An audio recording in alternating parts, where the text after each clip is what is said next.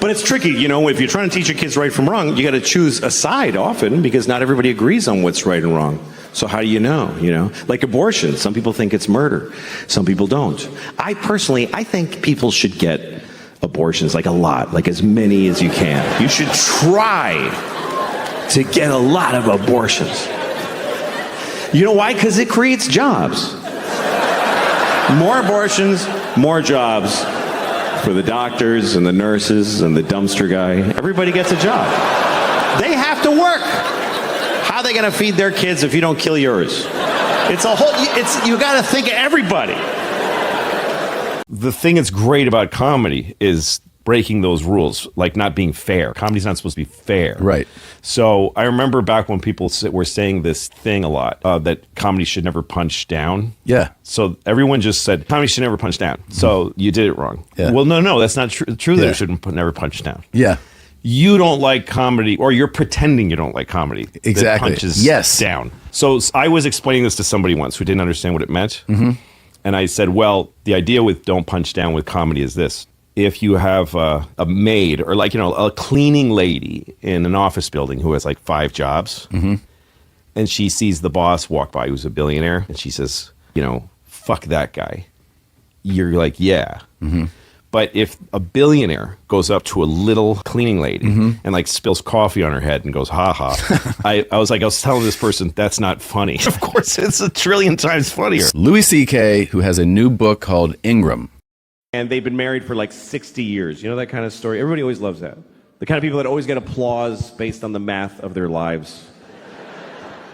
How long have you been married? 60 years. Oh. Ah. Isn't that automatically wonderful? How do you know? You just know how long it's been. For 60 years, every morning he tells me I'm a piece of shit.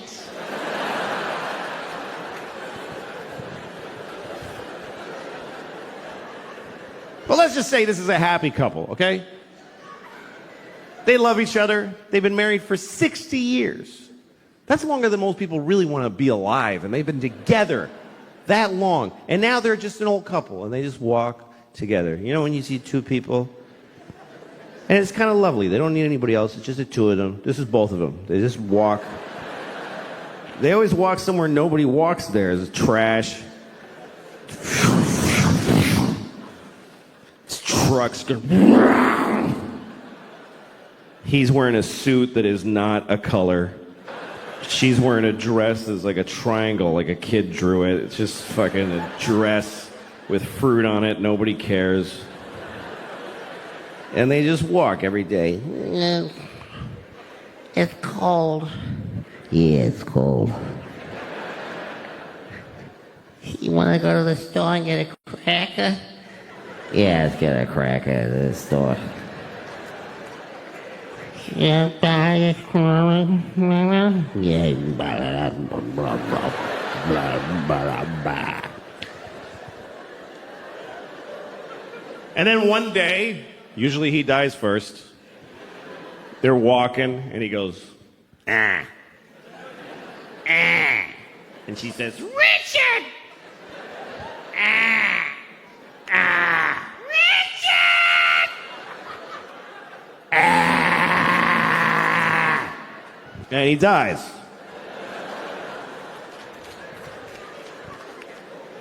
So now it's just her. Just Rose. And she's alone. Now she just stands in their house. Once in a while, somebody goes to get Rose because there's a wedding. Come on, Rose. Just fucking come on.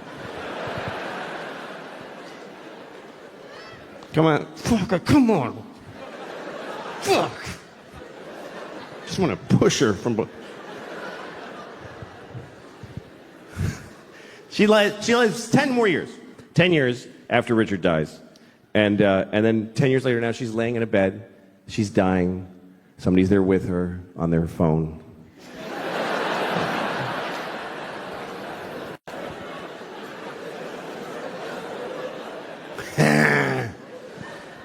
So Rose is dying, and she says, well, at least now I get to be with my rigid forever.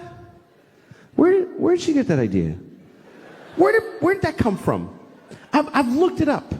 No religion teaches that when you die, you get to ruin heaven for your dead spouse. Why is that fair? Who gets...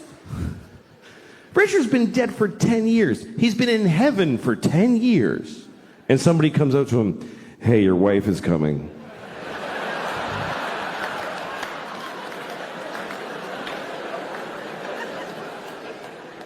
What? Hey, just now? Yeah, Rose just died. She'll be here in about 20 minutes. They just gotta hose her down and tape the wings on. And then you're gonna be together forever. Wait a minute. Fuck. You said this was heaven. Why is this...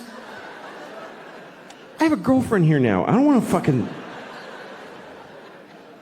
She's the love of your life. She's not the love of my death, motherfucker.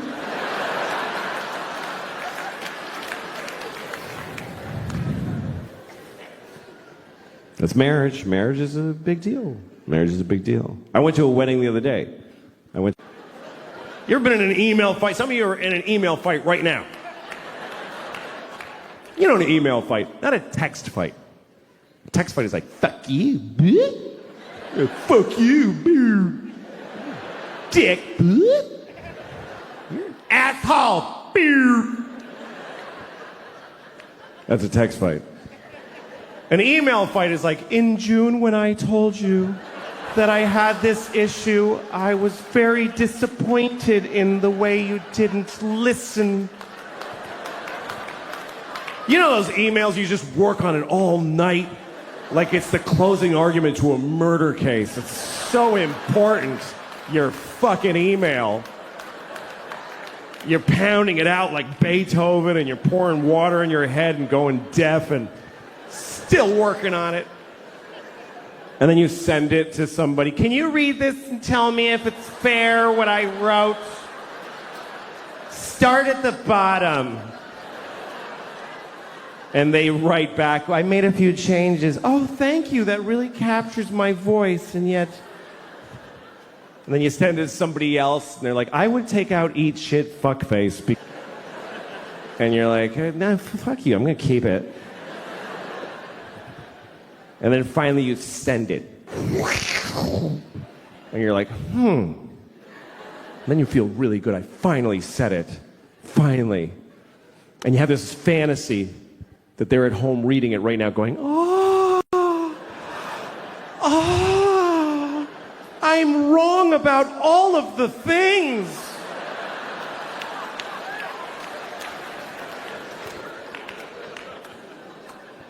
And at some point during the day, they haven't written back yet, and you know you just bewitched them. And you decide, I'm going to read my email. I'm going to read the email that I wrote. Is there any more disgusting modern human behavior than reading your own already sent emails? Is there any more scratching your asshole, spilling your finger than that? I do it all the time. So that's what I did. I was in an email fight, and I looked in the sent folder where it's all, that's it. It's in stone. You can't change that anymore. And I realized, by mistake, it said, this is my latest draft. What do you think?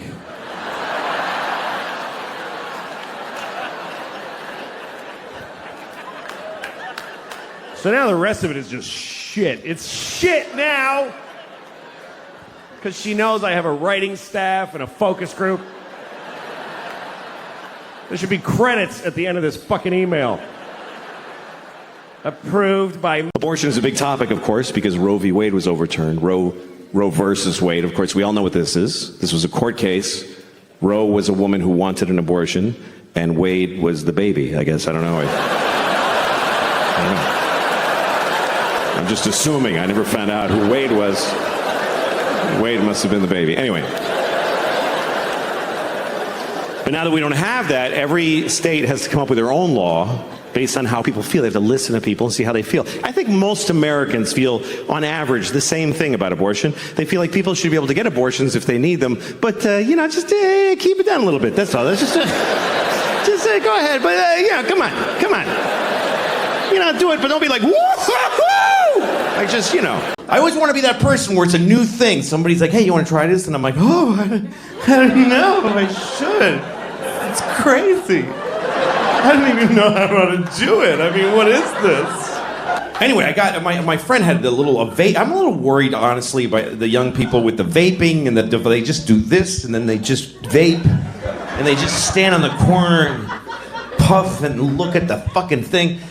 And I miss you. That's what it is. I miss you people. Because you used to stand around like this, and I get to go, fuck that one, and that one's okay. But now I'm just looking at the top of people's heads now.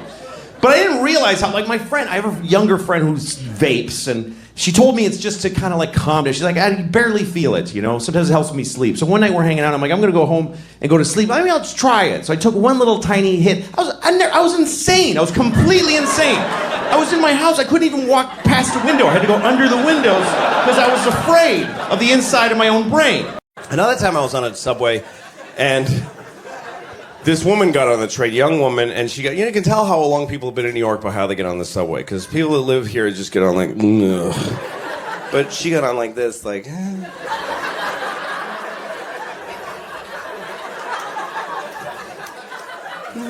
was pretty bad last time. I hope I don't hope nobody pisses in my face today. Last time, 14 people pissed right into my mouth. That was really traumatic for me, but I'm hanging in there. Still taking the train. I feel bad, I'm like that way as a father, too. Like, I have 2 kids, and I have a responsibility to stay in shape so I can take care of them, but I don't. I'm always in a 48-hour window of diarrhea. Either that I had it or I'll be having it within 48 hours of any given moment. There's always 2 diarrheas running up along the slide of my life, and I'm in somewhere. And depending on where in that window I am dictates how much of a radius from my home I'm willing to venture. Otherwise, I'm having diarrhea in a public restroom with my kids standing there watching me because they're little. I can't leave them out in a place. Daddy, I don't want you to have diarrhea. Sorry, honey, you want to go to the aquarium. That's what happens. I told you, let's go to the deli and buy a Daily News and go home, but you want to get all fancy and go to the aquarium, so you gotta watch Daddy shit water out of his asshole. I was hanging out with a couple that I know, and they're married. They're 43 like me, and they're married. That's pretty much, once you're 43, you're either married, you're divorced. You don't really, after 43, the window's closed. You're staying. And it's true. That's what. All right, nobody cares that you're relating to this. Shut up. It's not interesting or important. I don't care. I get it. You're all well-dressed. You all work together. No, you're not going to get the focus of the show. You're just not. Just shut up. No one's going to want to watch a TV show about that I talked to some guy all his friends took him out. And come on! No, shut up. I'd rather there was an empty table here, and there will be if you don't shut up. All right. So anyway, I was reading to my kids the other night. We have a rule that if they get their teeth brushed and their goddamn pajamas on by 7:30, I'll read a book. Those are the rules. I'm always glad when they get ready because I like to read to them. I do. I love reading to my girls. So we read a book the other night. We were reading Tom Sawyer. I'm reading them Tom Sawyer because Mark Twain, great author, and they're 5 and 9 years old. They're young for it, but they catch up to it, and they're fascinated by all the language. He uses big words and beautiful writer. And I picked Tom Sawyer, not Huckleberry Finn, because Tom Sawyer is a nice kid. Goes to school, he goes to church, lives with his aunt. Now, Huckleberry Finn is a dirty little homeless little white trash creep. And the main problem is that he won't stop saying nigger. I mean, 40 times a page. I can't sit on my daughter's bed and just say nigger all night and then put her to sleep. I just ain't gonna do that. Anyway, I'm reading him Tom Sawyer, and it's a real nice book, but then all of a sudden he runs into Huckleberry Finn on the street. And then Tom saw his friend Huck Finn. I'm like, oh God, okay. All right, let's take it easy here, fellas. Let's just have a nice, quiet conversation here. Let's see how this goes. Huckleberry Finn was carrying a dead cat. It's not a good sign. He's walking around with a dead cat. Tom Sawyer says, what you doing with a dead cat, Huck? Huck Finn says, gonna cure my warts. All right. My kids are fascinated. Who told you could cure warts with a dead cat? Well, Tom Wilson did it. He learned it from Jack Johnson, who learned it from some nigger down the street. Oh, God. All right, girls, listen. Here's the thing. America... People would say this word, and it's not a good word, and I don't know why. I'm sounding like Bill Cosby right now. But people used to say this word, and this is not a nice word to say. And so we remembered. I told the girls, these boys are racists. These boys are racists, and they're not nice boys. I think we can still enjoy the stories about the fishing and the trading, and it's weird, man. There's that's part of our history, and we have to know it's there. And how do you cope with shit in your past that's bad? Like, how do you try to feel like a good country when you've done shitty things as an entire nation? How do you take your past and still feel good? When I was 8 years old, I showed my penis to a girl with Down syndrome that lived down the street. And I gotta walk around living with that every day. I gotta wake up as that guy. I was 8. If I did it yesterday, it would be considered a lot worse. But I'm still the dude that did that. I was just a kid, but this is still the penis that I showed to the girl with Down syndrome by the dumpster behind Kentucky Fried Chicken. That happened. Those were my values at 8 years old. And I know that's an awkward thing to equate to slavery in America, but it's kind of the same thing. My favorite thing to do is sleep now. I love sleep. Sleep is that's my thing. I love it. And my kids don't let me. They get me up at 6 in the morning. I don't have to get up till 7 a.m. to get them to school. They wake up at 6. I don't even understand this shit. With getting out of bed before you have to. They wake up and they're like, they're so excited and they want it. I get it. They want to share it with me. Daddy, look, it's all still here. That hurts my brain. Because at 6 a.m., I'm just, I'm so deep in the deep African sleep. It's just a ancient, mysterious, submerged in a river of warm chocolate, just... And sleep was like a goddess whore just sucking me off, just... she's got a gold helmet and 40 tongues, and she's...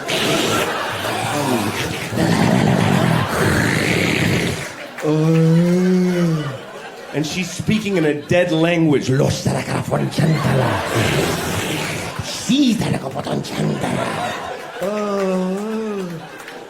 she's feeding syrupy heroin into my penis while she's sucking.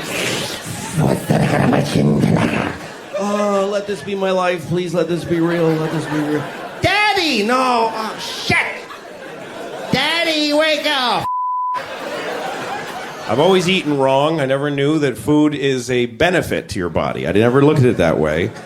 I always looked at food as another awful thing I'm about to do. Oh, God, I'm going to have one of those. I never realized that food is supposed to be good. It's supposed to make you feel good. You should eat like a little piece of salmon this big, and then you're like, oh shit, look at what I can do. That's supposed to be the effect of food. You're not supposed to just push more and more shit in until you're like, oh God. Oh. You're not supposed to have to cancel shit because of something you ate. That's not the desired effect of food.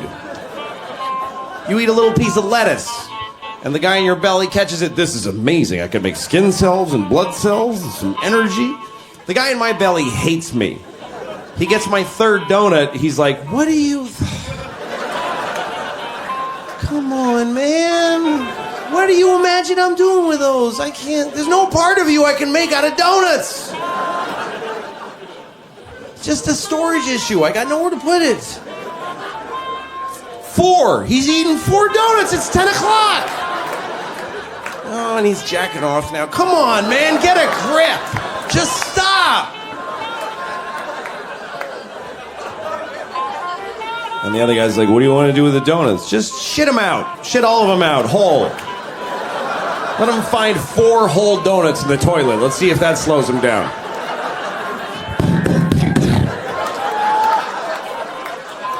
Oh my God. I just shat 4 perfect donuts. Please welcome the Shitty Fat Tits.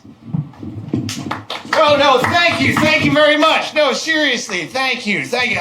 Your host, ladies and gentlemen, please give it up. He should. Anyway, do you know how much stupid stuff we do just to get pussy? Sex is just so absolutely boring. It's such a one-note thing, and it drives so many people to do so many ridiculous, so many problems. Sex is not, it's not even like, it's gross. You know, just break it down to what it is. If you're not in the mood for it and you just, it's disgusting. Do you ever watch porno after you come? Ugh. I get a boner, it springs up on me randomly. I treat it like the medical condition that it is, and I drain it like a cyst quickly. Drain this off. No, just squeeze it off. 30-second MPEG. If you use YouPorn, be careful, because they track what you beat off to. If you go up to the top of YouPorn next time you're on YouPorn and click on recommended for you, they track what you beat off to. It's like Amazon. People who beat off to this also beat off to this, and that. And a lot of that stuff you're not into. How is cock and ball torture equivalent to peeing on me? I don't want you to pee on me. It's gross. No idea what I'm doing with my life. Thank you very much. Thank you, everybody. I have some notes I'm going to be working off of. I hope that's okay with you. I never stopped anything so cold in all my life. That was amazing. You guys were clapping so much. And now you look like you've never clapped in your lives. That applause is so far in the rearview mirror right now. That's amazing. How quickly. Yeah!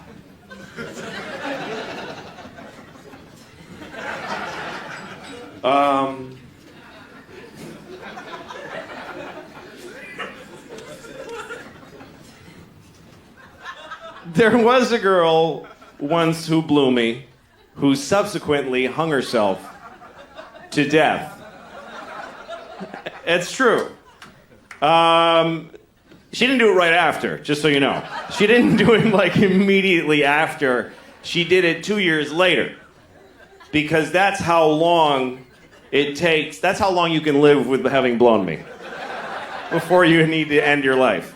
That's how long everyone who has blown me has died 2 years later of their own doing. That's the gestation period for suicidal shame that comes from having had my penis in your mouth.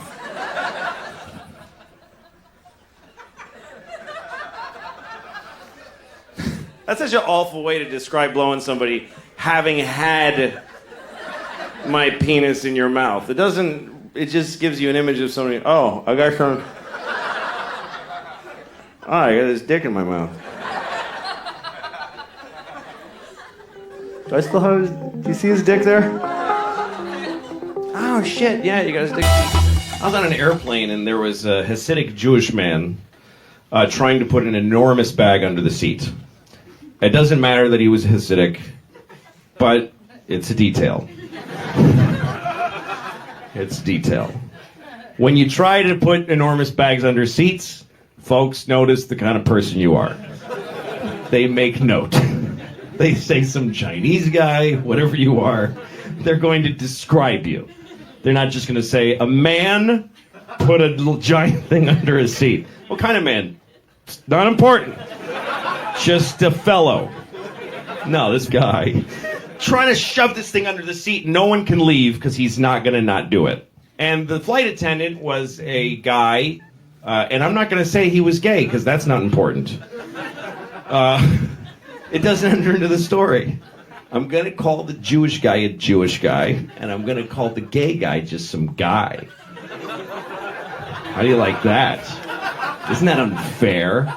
I'm not going to identify him as gay because I don't want to discredit them.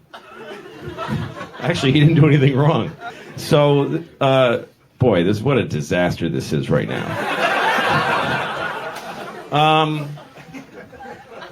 Jewish guy trying to put the thing under the seat, and the guy's going, "Sir, it's not going to fit."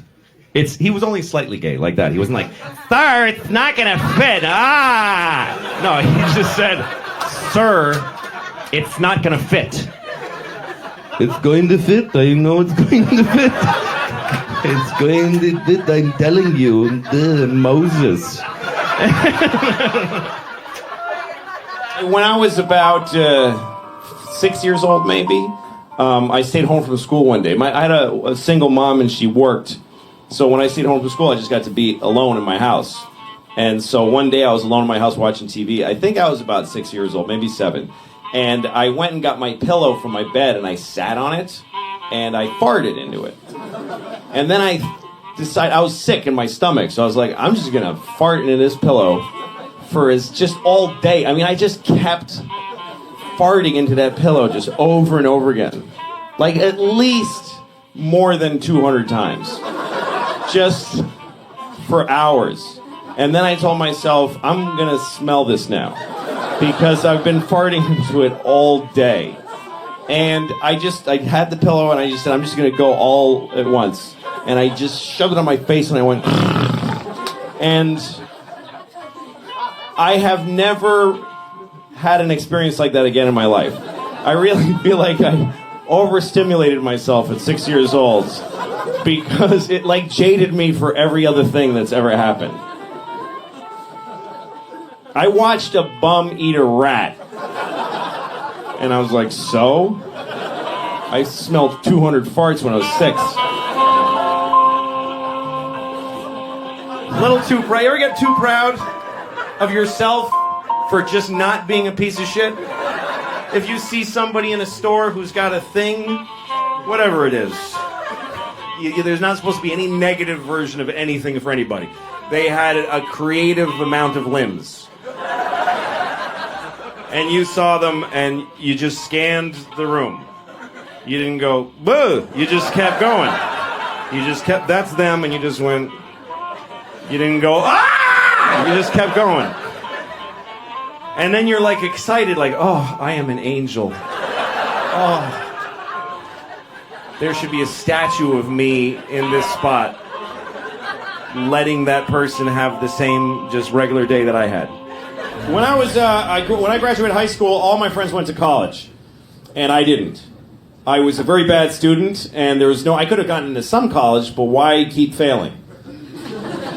Why just keep being in trouble all the time and doing things badly? So I just figured I'll just go work, do things. So I moved in with my only friend, who I wasn't very good friends with, but he also didn't go to college. So we got an apartment in Boston, and so we're both 18 years old, living in downtown Boston, and we lived in one room. We slept in the same room. It was a little tiny studio apartment.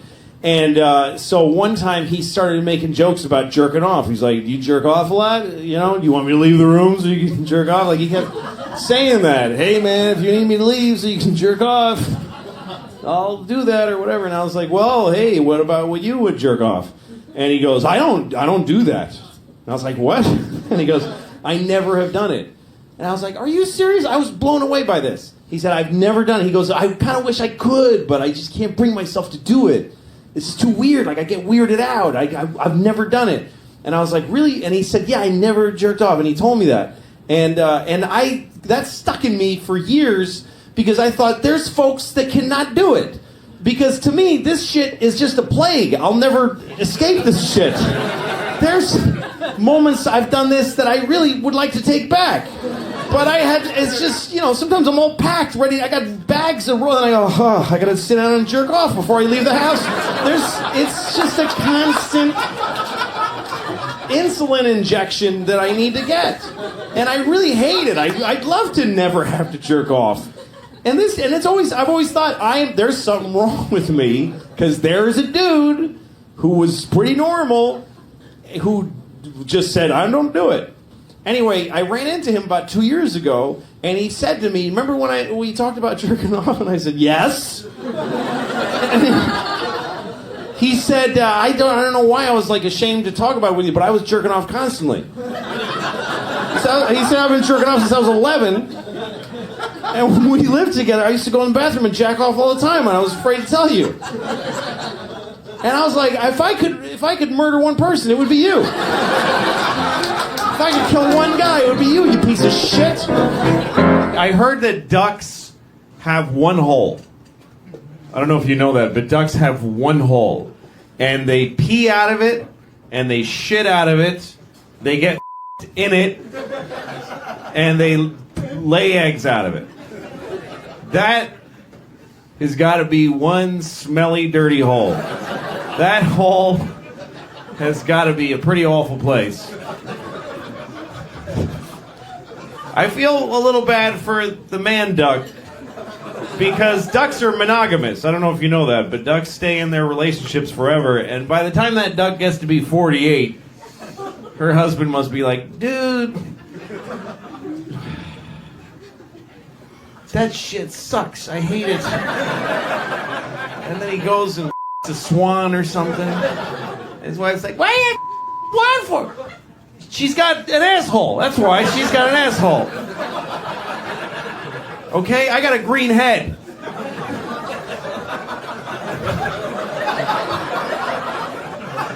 I don't know what that means. Just somehow they got green heads. They deserve more. Speaking of animal type humor that's not totally finished, I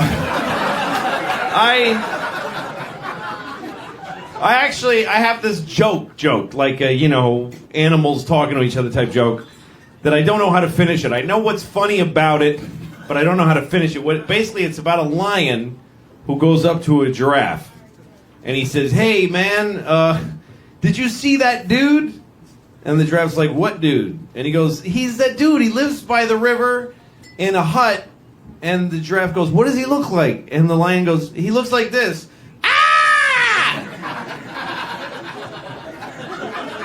And the giraffe's like, "Well, I know a dude that lives by the river, but he doesn't look like that." He goes, "No, that's what he looks like." Ah! The giraffe says, I know a guy, but he looks like this. See, the lion just thinks that people look like that. The lion doesn't get that he makes a person look like that by scaring the shit out of him. He just thinks that, hey, that's that dude that's always going, ah! That's what he's like. I mean, sometimes you see a person on the street who's in a state of life that you couldn't imagine having the courage to live. You ever seen somebody? You ever seen a person and you look at them and you go, I would just kill myself if I woke up like that. I would just kill myself. I don't have the courage. And it's a comment on me, not them. I couldn't live like that. I get to go like this. And if I had to go like this, I'd blow my brains out. I can't do it. I have only the courage for a perfect life. I really do. Anything below perfect, I ain't doing it. I ain't being one of those guys. I don't even want to be cold in the winter. You know when you see somebody, they just have a flannel shirt without a jacket, and they're just being cold and their face is purple in spots? Couldn't do it. I saw an old lady I couldn't be. I was walking behind this lady. This is weird. sentence. I saw an old lady that I couldn't be. I was walking behind her, and she had just a spine that was just dog shit. Her spine sucked ass. I'm saying this as her friend. Her spine sucked dick. She was just one of these people. And she's walking in front of me like this. And she had a collar on her shirt that was very high, and so I couldn't even see her head. Looked like she had no head. Just like this with no head. And I remember, first thing I thought was her doctor's an asshole. Because he could have told her. He could have said to her, listen, just so you know, now that you're like this, if you wear a high collar,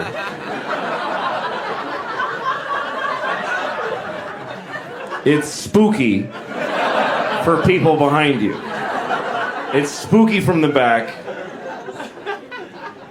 sad from the front, and kind of funny from the side. Anyway, thanks a lot. Good night. Thank you very much.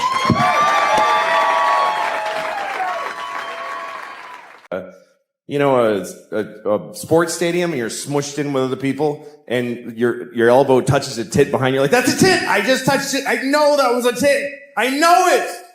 Because the sensitivity of the male elbow to tit flesh specifically is unbelievable. Selection process that we have. It's dating, really, is how we evolve, is dating. It's how we choose each other. And dating is a real drag for a lot of people, but I always think it's a nice thing. You know, when I see a date, I'm always happy. When I see a couple on a date, because it means people are still trying, you know? You see a couple on a date, it means there's still courage out there. That takes courage to go on a date, for both sides.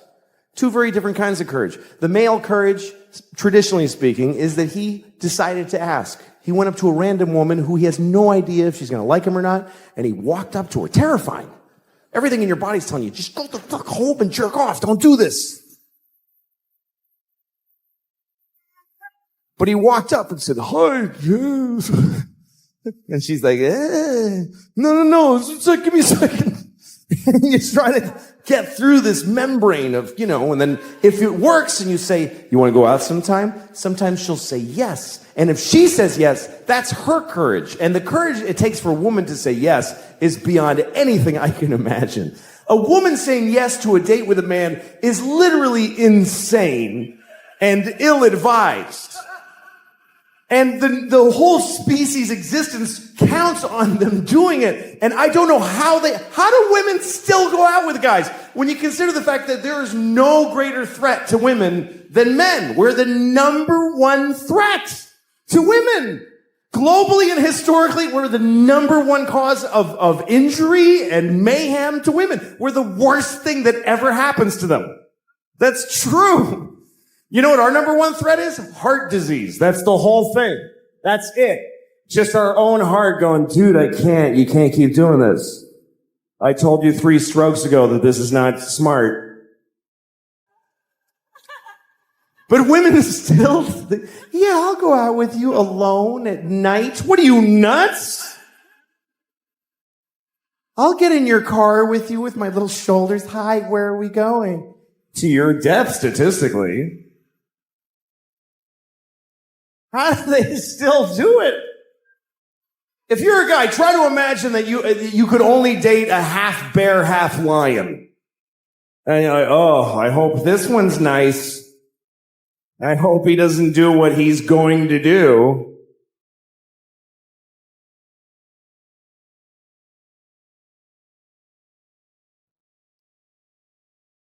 I love when I see a date. You know, you see a date, you can tell it's a first date because the way they're walking together, and she's looking up at his face, trying to figure him out, and he's just a mess. A guy in a first date he has no actual personality. He's just a mishmash of different kinds of dudes for a couple of seconds each. Just anything. No cohesive, just like a ransom note cut out of a lot of magazines. Just, yeah, well, yes, I think so too. Whatever, just like a blind dick in space, just thrusting in infinite directions, hoping to find pay dirt at some place. And then sometimes you see a date that's later down the line and something has happened. There's something that happens in a date that I never get to witness because women do this. They get to do it inside. They get to just decide quietly, I'm going to let him fuck me. They just get to decide. Something he says and she's like, that was good. He's going to fuck me later. And he has no idea. He's still like trying all this shit. He still has no idea he's already in there.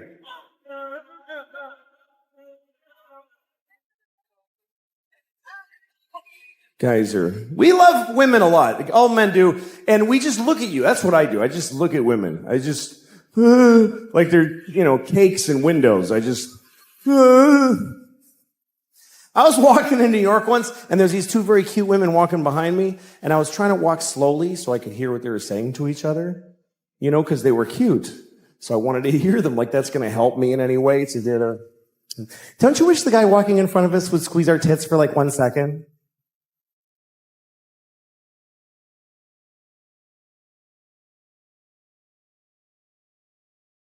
Okay.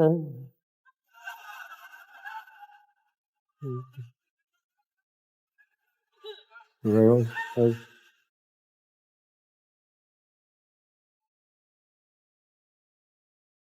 really a flaw in men that we would all do that. If you're a woman, you could ask any guy on planet Earth, can you squeeze my tit for 1 second? And 100% of us will go, oh yes, of course. That doesn't matter. I could be doing open heart surgery. Oh yeah, okay. Oh, don't worry. He's not your tits. Don't worry about it. So I don't know why we love tits so much. Some people say it's because we breastfeed, but so do women. Or, baby women. Not grown up women don't usually. You don't see like a 68-year-old woman like a stately look, like Sigourney Weaver, like sucking milk out of a young woman's tit. Thank you, Deborah. I'll see you tomorrow, 2:00.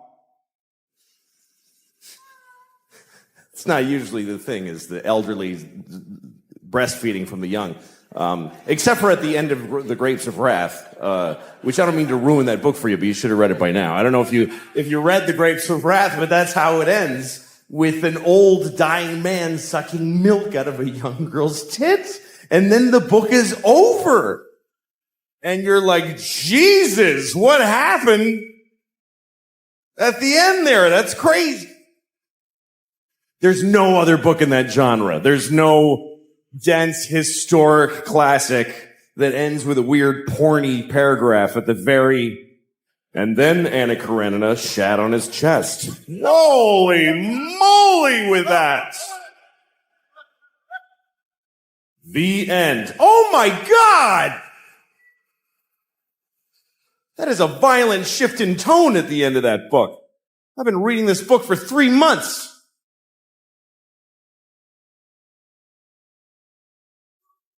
But we do. We love tits. And you always know a tit.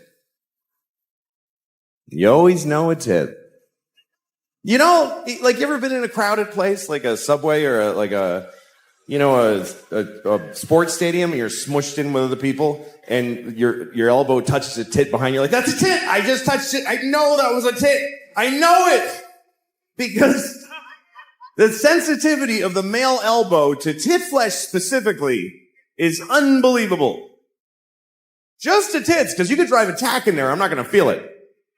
But a tit, through a shirt and a sweater and a jacket, and her jacket, sweater, shirt, and bra, somehow, it's a tit, I touched a tit. I touched a tit. I touched one tit. One tit. That's rare to touch one tit. It's like a 4-leaf clover.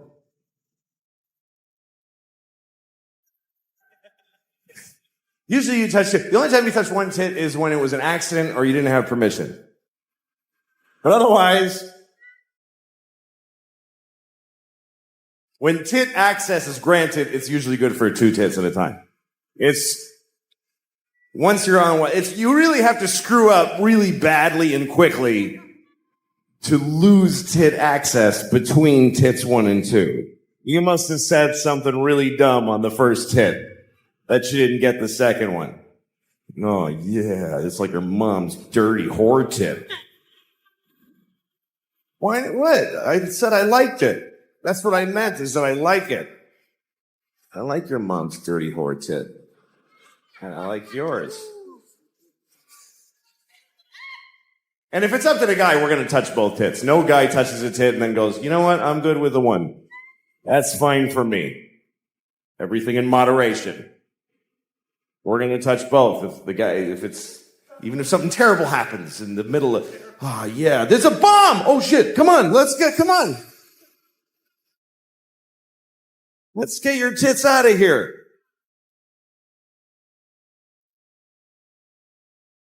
I've seen a few tits. I've seen, I don't know, 48 maybe. I don't know.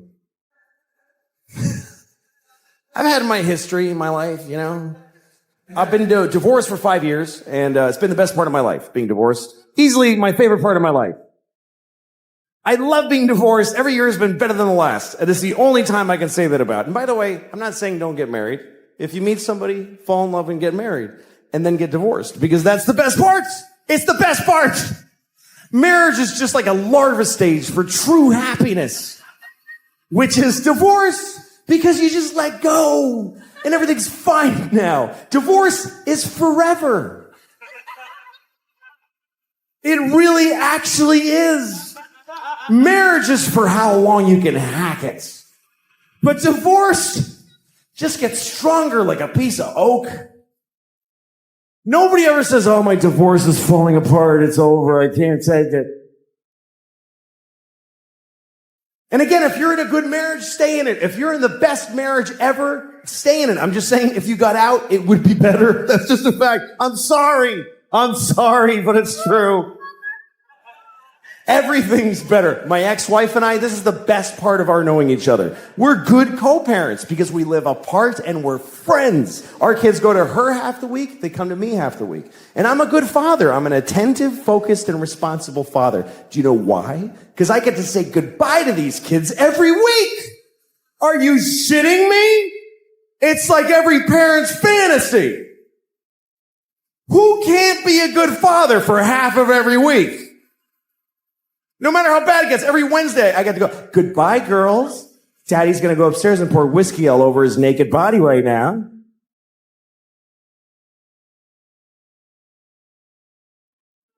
I'm going to lay in my own filth until 2 seconds before you come back here. That's why I'm such a good dad.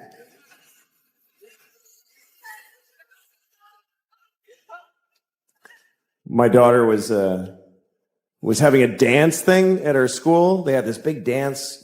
Anyway, we all went, all the parents, and everybody's there, and everybody's got their phone. Every single parent. It was an amazing thing to watch, because kids are dancing, and every parent is standing there like this. Every single person was blocking their vision of their actual child with their phone. And the kids, I went over by the stage, and the kids, there's people holding iPads in front of their faces. It looked like we're all in the witness protection program. Like the kids can't see their parents. And everybody's watching a shitty movie of something that's happening 10 feet. Like, look at your fucking kid. The resolution on the kid is unbelievable. If you just look, it's totally HD. Why are you taping this? You're never gonna watch it. In a million years, you're not going to watch videos of your kids doing shit you missed the first time it happened. You don't watch it, you just put it on Facebook. Here, you watch it. I want to take a nap now. And then you get to read all the comments. Oh my God! It's so cute! Yeah!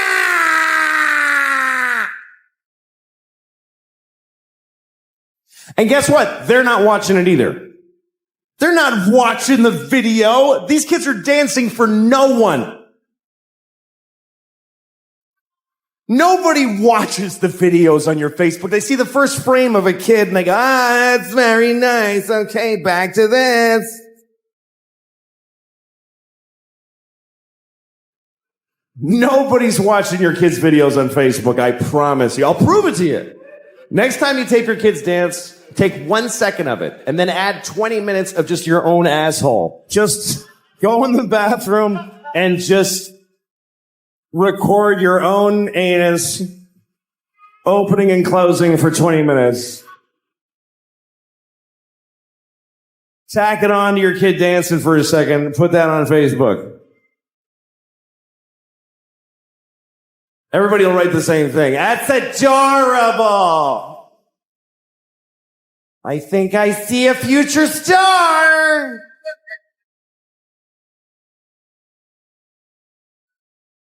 Don't tape shit on your... Life is short. Life is very short. I like life. I like it. I feel like even if it ends up being short, I got lucky to have it, because life is... I don't know if there is a God. That's all I think you can say, honestly. I mean, you can say there is a God if you believe in it. You could just get to say it because you believe it.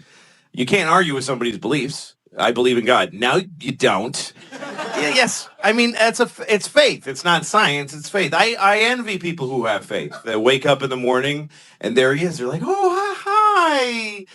That's so nice that you came again today. He's always there. I don't have that. I wake up and there's nobody. It's just my bad breath and my garlic penis. It used to be at least a boner that all right, let's get going. But it's just so... But I don't think you can say there's no God, because that takes a lot of confidence to say, nope, there's definitely not a God.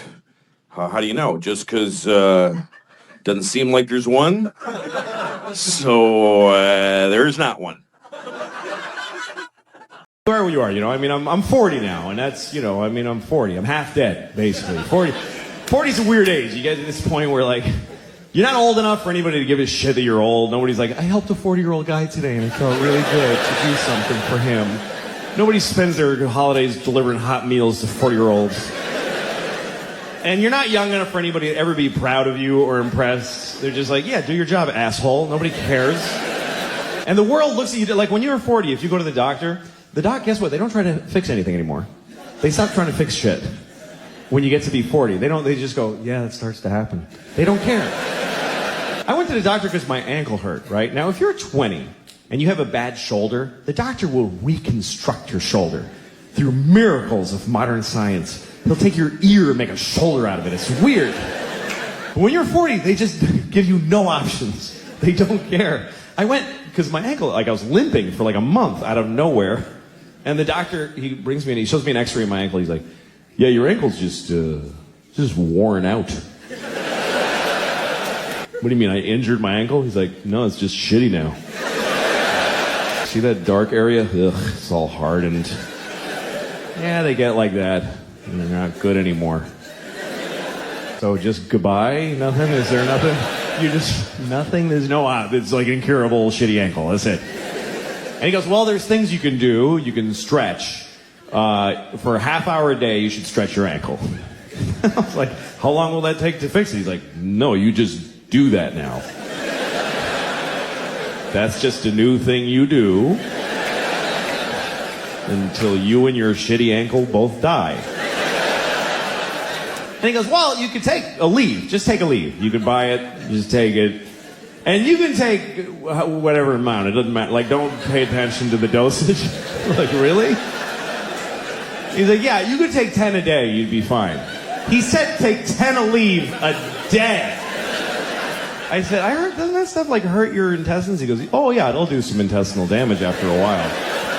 But you just gotta weigh that against how much you like your ankle not hurting. And at one point I was like, hey, what if I was like an athlete or something? He goes, you're not an athlete,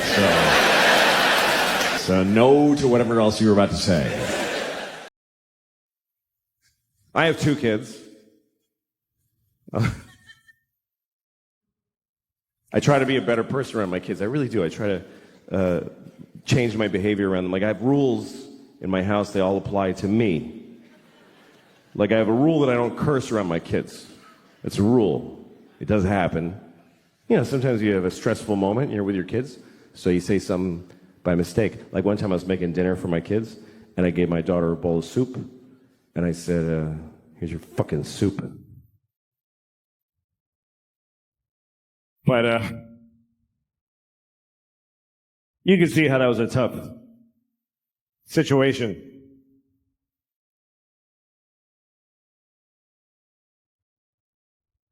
You're supposed to teach your kids right from wrong. I don't know, it's confusing, you know? Some people raise their kids religiously, and that kind of covers it. They kind of go, all this, do that. I'm not raising my kids religiously because I don't feel like it. Just get up on a Sunday. Fuck that.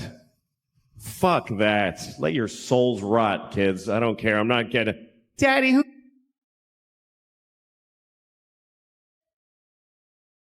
But my kids, you know, they're living in the world, and there's a lot of religion in the world, so you do have to teach your kids, if you're not raising them religiously, you do have to teach them about religion, you know? I always tell my kids the same thing. I tell them that there are many religions in the world, and they're all equal, but the Christians are the main one.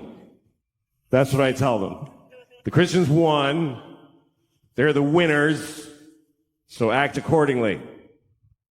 Congratulate Christians when you meet them, because they won the world. And it's true. It's true. We love to tell ourselves like that every religion is exactly... No, they're not. The Christians won everything a long time ago. If you don't believe me, let me ask you a question. What year is it? I mean, come on. What year is it according to the entire human race? And why? What year is it? Anybody, sir, just yell out the year. Thank you. 2016. No, it's 20. That's right. It's 2017. What is that? That's a number, important number, because we're counting to it in unison as a species. For thousands of years, we've been going 1, 2, 3. Come on, everybody. 4. Now, come on, Africa. 5, 6.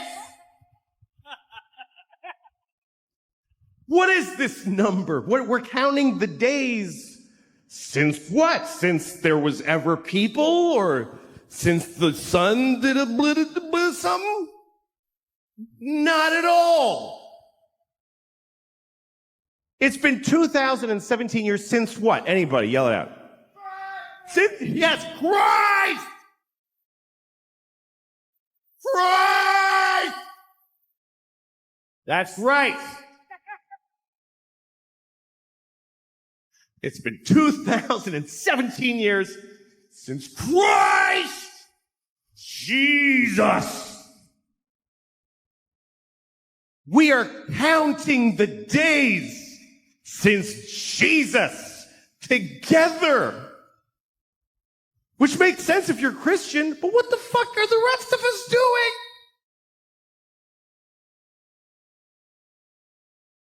Jesus was here. Everybody, scientists, historians, Jesus. Jesus. Jesus plus 2. Jesus plus 3. Jesus plus 4. Jesus plus 2017 years, 4 months, and 3 days is when your license expires.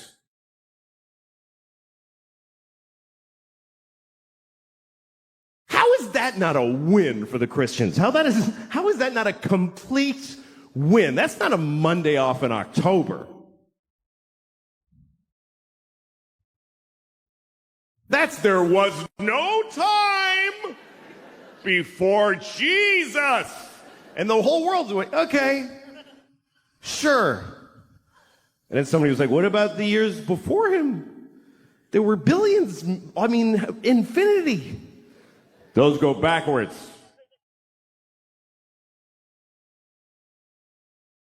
You want us to measure most of history backwards? To accommodate one religion? Uh-huh. All right, we'll do it. It's fine. We'll do it.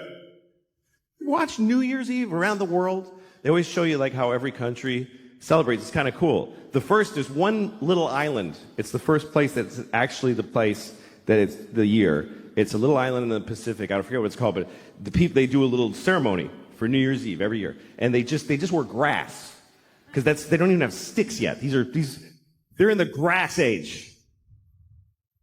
They have no clocks, but they do a dance. 2017. And it goes around the world. Oh, it's a 2017.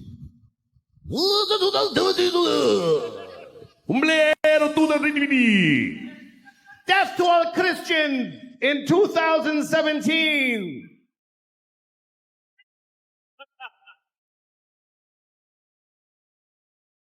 The Jews are quietly keeping track. It's really 5,766, but that's for us. We're just, that's okay.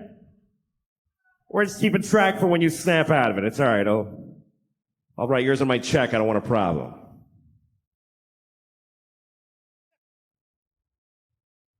What about Chinese New Year? Yeah, what about Chinese? All right. Next time you're doing your taxes, just write monkey where the year goes. Just put monkey. See what happens to your funds. Now, it's 2017, year of our Lord.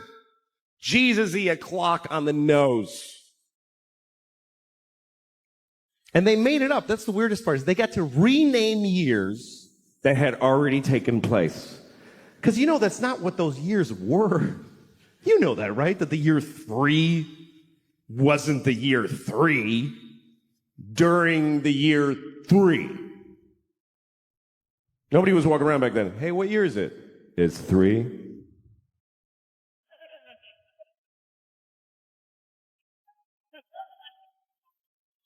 Yeah, but I'm 28. How can I be 28? There's only been 3. Well, see, you were born in BC 24, and there's a 0. Remember it went backwards? Oh, shit, that was stressful. I hated those years. What was that like? What year is it? 10. Gonna happen!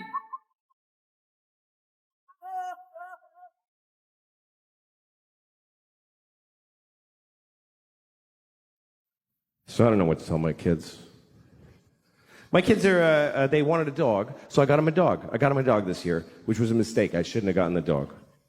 Because we rescued a dog. We got we adopt. Yes, you must, yes, always rescue. If you get a dog, get a rescue dog. Don't get a puppy from those horrible people who professionally raise dogs carefully. No. You need to just get a mystery dog that's been beaten and abused and traumatized on the streets of Puerto Rico and can't talk about it to anyone now. They never know. Do you know anything about the dog? She's afraid of pennies. So we think maybe somebody's been throwing handfuls of pennies at her face. But otherwise, no. So you take this random dog and just put it in your house with your family and watch their personality unfold. This dog is insane. I'll walk into the kitchen and the dog's just standing there alone like this. Like, you all right? Are you all right? My kids are terrified of the dog. My daughter goes to pet the dog. The dog goes like this. She's like, should I pet her? I don't think you should ever pet our dog, honey. So I took her to the vet. I took the dog to the vet to ask her what to do. And the vet said, listen, I think there's something you should seriously consider. I was like, please be saying to kill this dog. Please be a doctor that says the dog dies now. But she didn't. She said, I think you should consider Prozac for the dog. I was like, really? She said, yeah, it works. Calms the dog right down. But it's a big decision and you should think about it. I said, put 4 in her asshole right now. What do I have to think about? I don't give a shit what she's experiencing. Fucking fix it. Give her heroin. Shoot her up.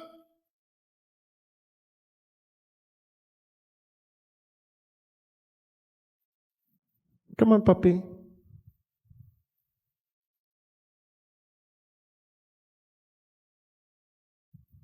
Wow, your dog is really chill. Yeah. It only costs $400 a day to keep her like that.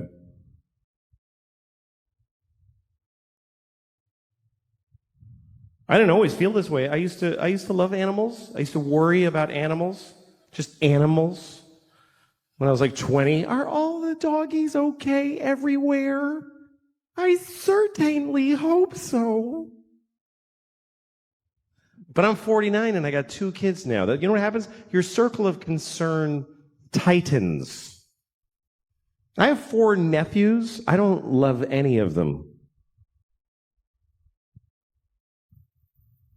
Fuck a dog. You know those ads like the PSA on television about abused animals? They show you a dog with like an empty socket and he's like, ooh, they're always wet. I feel like they hose them down before they film them. This is, ooh, and the voice comes on, look at these dogs. Please send us money so that this can stop. Are you beating up the dogs? How's my money fixing that? You ever seen that PSA where they show you a really sad man? He's very upset, very sad man. He's holding a little sign, and it says, yeah, sure. And he says, this is the text that killed my daughter. Because somebody texted, yeah, sure, and ran over his kid, which is awful. Although maybe they were responding to a text that said, can you please kill that kid? And so they just wrote back and did it. Email fight right now. You know, an email fight, not a text fight. A text fight is like, fuck you, bitch. Yeah, fuck you, bitch. Dick, bitch. You're an asshole, bitch. That's a text fight. An email fight is like, in June when I told you that I had this issue, I was very disappointed in the way you didn't listen. You know those emails you just work on it all night? Like it's the closing argument to a murder case. It's so important, your fucking email. You're pounding it out like Beethoven and you're pouring water in your head and going deaf and still working on it. And then you send it to somebody. Can you read this and tell me if it's fair what I wrote? Start at the bottom. And they write back, I made a few changes. Oh, thank you. That really captures my voice. And yet, and then you send it to somebody else and they're like, I would take out eat shit fuckface. And you're like, nah, fuck you. I'm going to keep it. And then finally you send it. And you're like, Then you feel really good. I finally said it. Finally. And you have this fantasy that they're at home reading it right now going, I'm wrong about all of the things.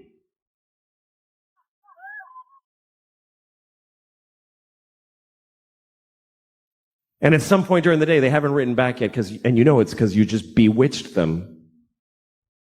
And you decide, I'm going to read my email. I'm going to read the email that I wrote.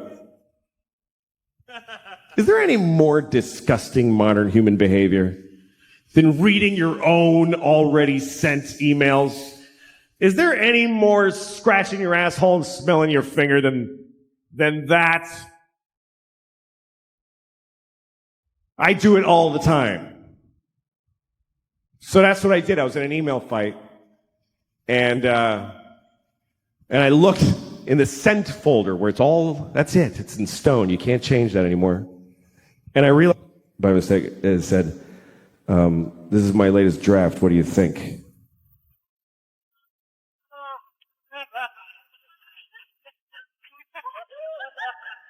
So now the rest of it is just shit. It's shit now. Because she knows I have a writing staff and a focus group. There should be credits at the end of this fucking email. Approved by mother and sister.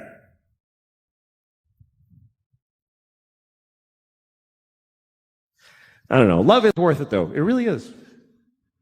It's worth it. It is. I mean, I've always pursued love my whole life. You know, even when I was a kid, I loved girls. I loved them. And it was all, when I was 12, I discovered that girls are the greatest thing. And I would ask them out. That's what I did. I just walked up and asked them out. I had no fear. I'd go up to any girl I liked. Hey, you want to go out with me? And she's like, no! Because you weren't supposed to do that. You weren't supposed to just ask her out. There was a system. My daughters told me it still works this way in middle school. There's a thing where the boy asks his friend to ask her friend to ask her what she would say if he asked her out. How did children just know this Elizabethan parlor thing? 12-year-old boy, please inquire after her maiden friend.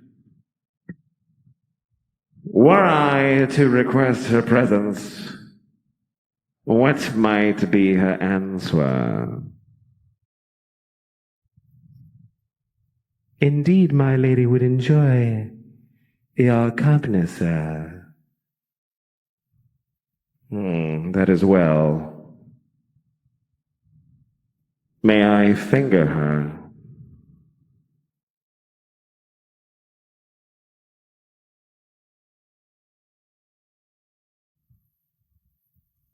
You are bold, sir. And finger her you may.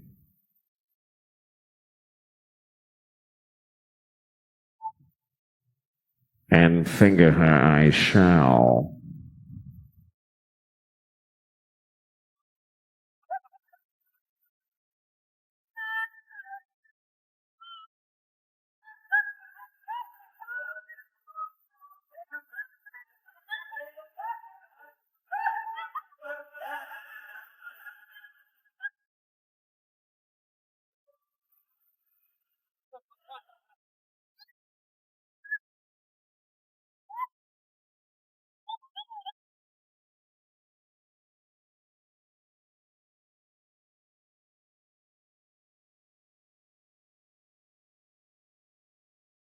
Anyway, I didn't do any of that myself. I would just ask them out.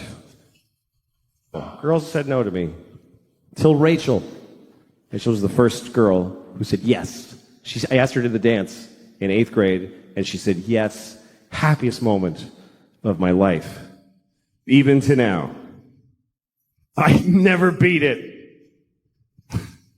Anyway, Rachel said yes. I'll go to the dance with you. So we went to the dance. I was 13. It's my first time with a girl. And about 5 minutes into the dance, she comes up to me and she says, do you mind if I dance with Jeff? I was like, okay. Because what other moves did I have at 13? What else are you going to say? Do you mind if I dance with Jeff? Yeah, I do. I mind very much. What the fuck do you think this is, Rachel? You know what? Get your shit. We're leaving right now. Get your shit. Shut the fuck up, Rachel. I swear to God. I didn't have any of those tools. So I said, okay. And she danced with Jeff and made out with Jeff and left with Jeff. That was it. And I learned, by the way, that guy Jeff, this is a true story. That guy Jeff, he's a woman now. That's what happened. It's true. I was looking, and she has a whole blog on Facebook about becoming a woman. I was up all night reading it. I was crying. It was amazing. I was like, this is incredible. And then at the end, there's a picture of her with hair, and she says, I didn't change. I knew what I was all along. I knew I was a girl since I was 6 years old. And I read that, and I thought, why'd you take my fucking date then? You knew, you piece of shit? Fuck you, Jeff. Fuck you and your journey. I don't give a shit now. hooray for transgender, but fuck you because you're just an asshole who became a cunt. That's what happened.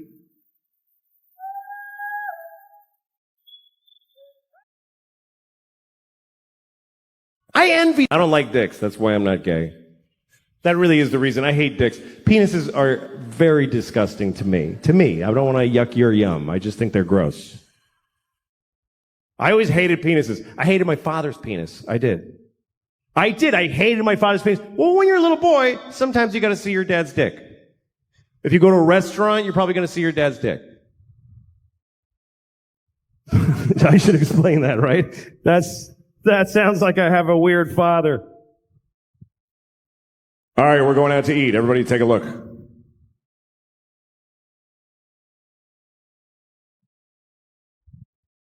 No, sometimes if you go to a restaurant with your family, when it's time to pee, you go pee with your dad if you're a little boy. If you go to a ball game with your dad, I remember there was never urinals, it was just a trough. And the little boys and the men stand there together. And the men are just standing there. And we're down here, the little boys. And the dicks are eye level. Just horrible, pissing dicks. In both directions, like a chorus line. Just.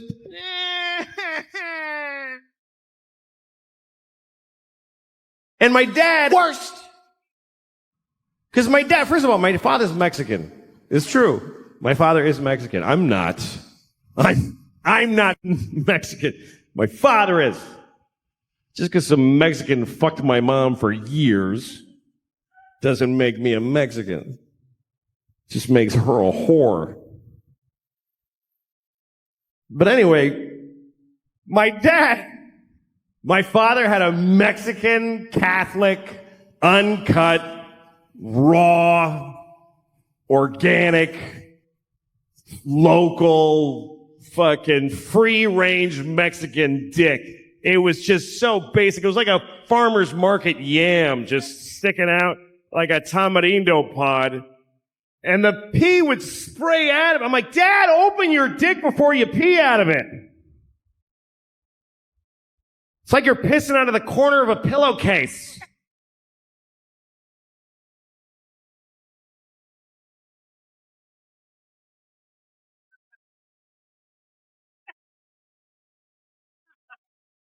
And my dad's had a weird life, too. When I was 10 years old, my parents got divorced, and he converted to Judaism. He didn't turn into a Jew. It's not like my dad was like,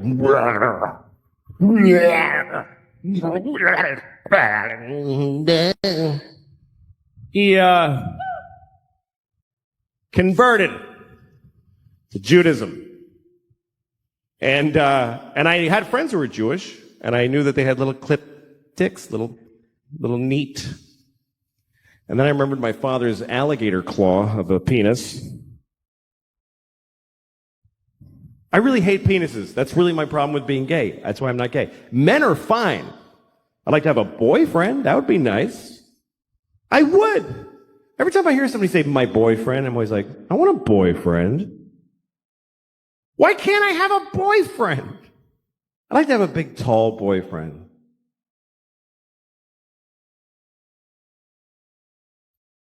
That's my boyfriend. I'm mad at my boyfriend. I get to wear his jacket. It's all big on me. I'm like, it's my boyfriend's jacket.